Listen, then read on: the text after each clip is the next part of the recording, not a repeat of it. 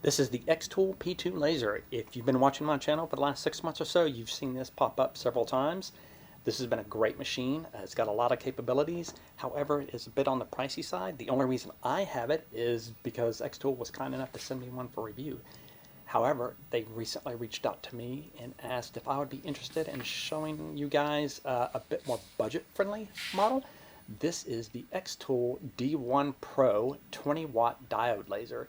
I'm going to do a quick unboxing and demo of this laser for you guys and give you my honest opinion of it for your leather work.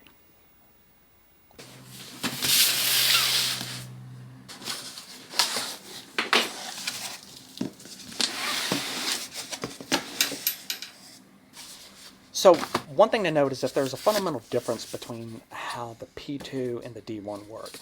The P2 machine is a CO2 laser, while the D1 is a diode. The difference is basically how they generate their light beam and the resulting wavelength of that beam. This in turn affects the material that you can work with. For my purposes here, the D1 should be more suited to etching metal.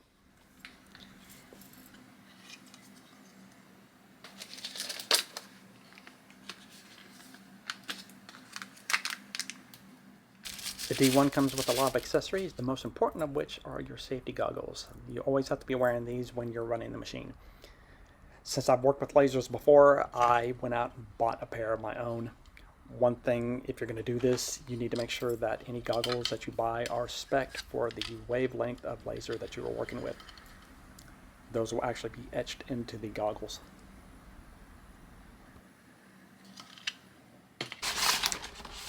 Here's your book of instructions, assembly guide. Comes with an idea book, various different projects you could work on. Your obligatory sample pack of different materials to work with. Here's a piece of sheet metal. Not sure entirely what all this stuff is. If you guys know, let me know in the comments.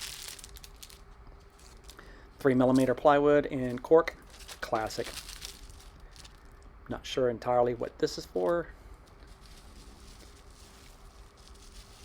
Comes with a small ink pad and a block of wood. I guess if you want to make your own stamps, that's kind of cool.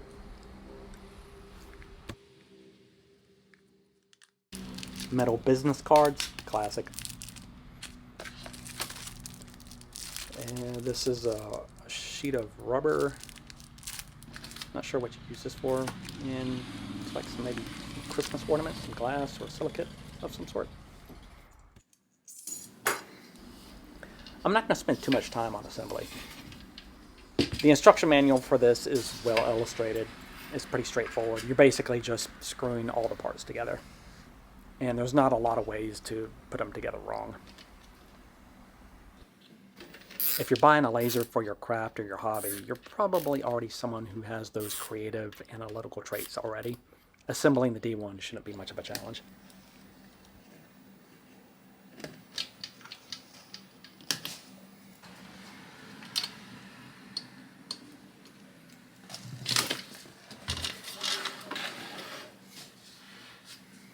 Apparently this micro SD card contains some of the firmware, so don't lose it.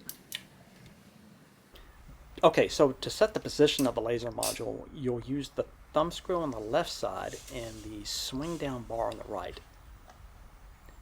To actually focus, you'll use the thumb screw on the left and the graduation marks on the module lined up against that same swing bar in its up position.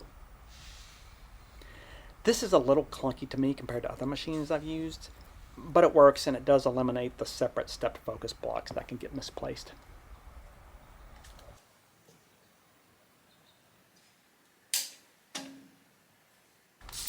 Okay, so let's do a quick leather etching.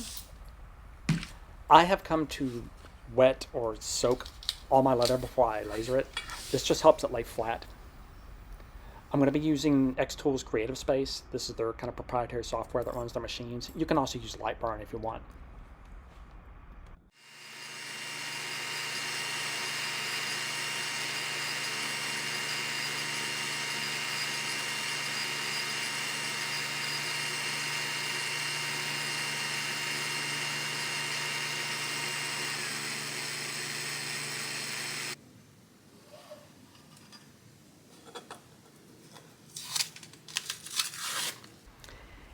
And of course, anytime you laser leather, you're going to have some degree of soot to deal with. I just use plain water and a sponge to deal with that. And I think it looks pretty good.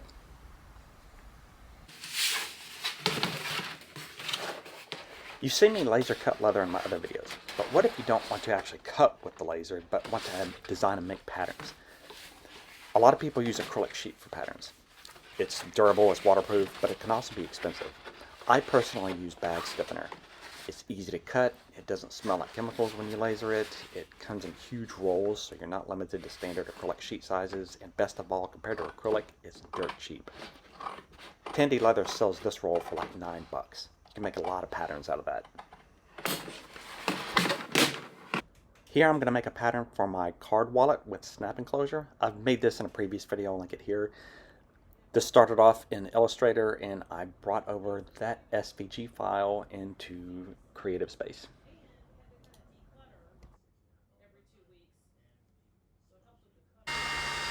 Being able to incorporate and pre-cut stitch holes is one of the best things about cutting with the laser.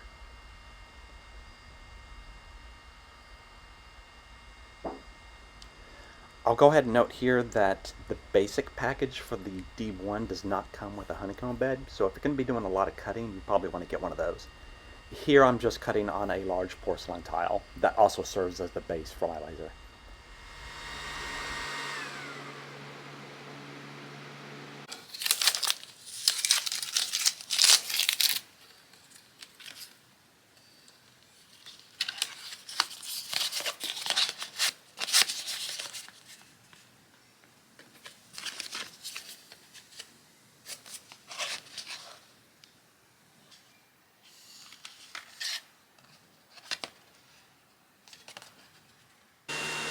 Here's my version of a torture test for a laser, the ability to cut through 10-ounce veg tan leather. This is the thickest leather I typically use. Think holster and sheath welts.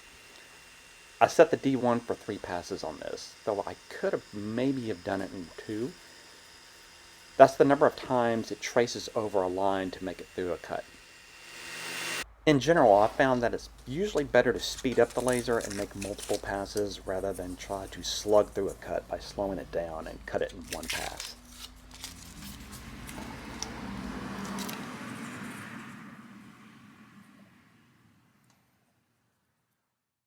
I was fortunate to have xTool reach out to me when they did. There's an upcoming restoration / leatherwork combo video I've got in the works that might require me to etch on a knife blade. Supposedly the D1's diode laser will be more suited to this task. I'm going to use this cold steel ISO knife as my test bed to see how well the D1 etches metal.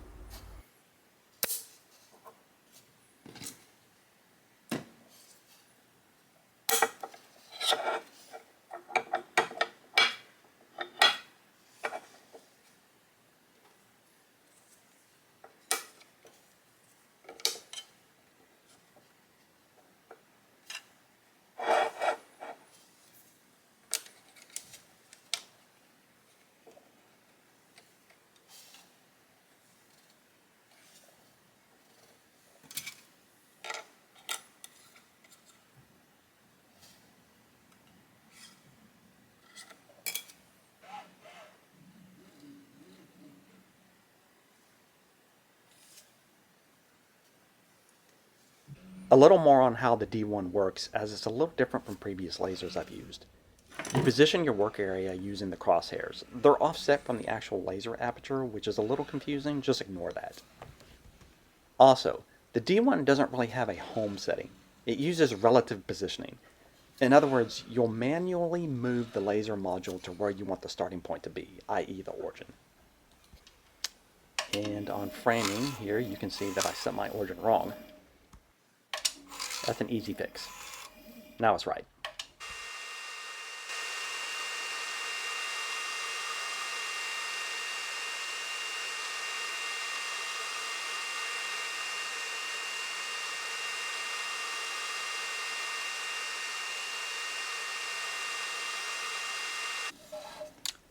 And I think this looks pretty good for being a sort of thrown together experiment. I might increase the lines per centimeter, which is analogous to increasing its resolution. This is 200 lines per centimeter.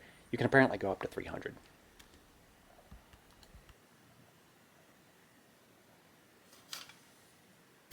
xTool also sent me the RA2 module, which lets you engrave things in the round like cups, tumblers, and dowel rods.